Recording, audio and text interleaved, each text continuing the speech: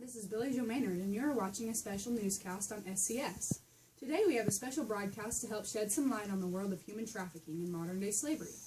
Human trafficking is defined as the illegal movement of people, typically for the purpose of forced labor or commercial sexual exploitation. You may be saying to yourself, slavery doesn't happen anymore, why should we be concerned? In actuality, human trafficking is a type of slavery that is a $32 billion industry. How's that for a wake-up call? Slavery can occur anywhere and to anyone.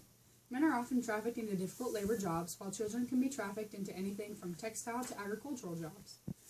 Women are most often trafficked into the commercial sex industry. Many times people are sold by their loved ones or tricked into being slaves. The common age group of those trafficked is 6 to 25 years of age. The United Nations estimates that around 2.5 million people are currently trapped in the evil cage of human trafficking. Coming up next, we'll recount the tales of a few people who were involved in the terrors and trials of human trafficking. Our first account of modern-day slavery may surprise you. Why? Because it happened right here in America. Keisha is a 16-year-old African-American female originally from Florida. She was raised by an aunt until she was 10 years old and then placed in the foster care system. At the age of 14, Keisha first ran away from her foster family to avoid sexual harassment from one of her foster family's relatives. While on the run, she encountered a 26-year-old man who offered to take her back to Florida if she offered herself to his friends. At first, she agreed, but when they arrived, he said it wasn't enough and she showed that she had to show him more. She was then forced into the commercial sex business and couldn't escape. Eventually, she found her way to someone who saved her. Our next story occurred to a girl in India. 16-year-old Masami was already 3 months pregnant when rescuers found her being sexually abused by her employers. She'd been sexually abused and denied contact with anyone. 1 year later, back at home in her village of Ligkampur in Assam with her family, Masami said that she had lost the will to live. She was afraid to go out because of what people might say about her.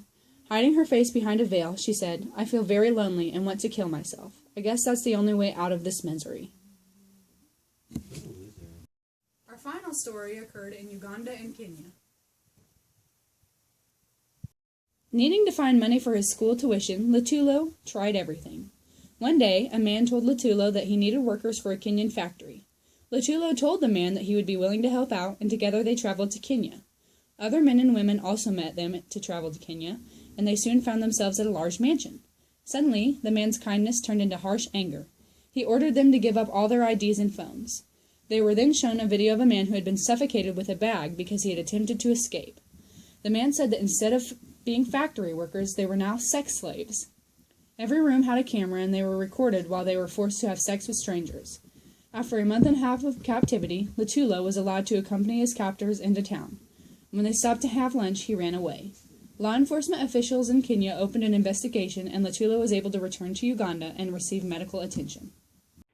There are several ways to prevent human trafficking in the United States. You may call the National Human Trafficking Resource Center at 1-888-373-7888.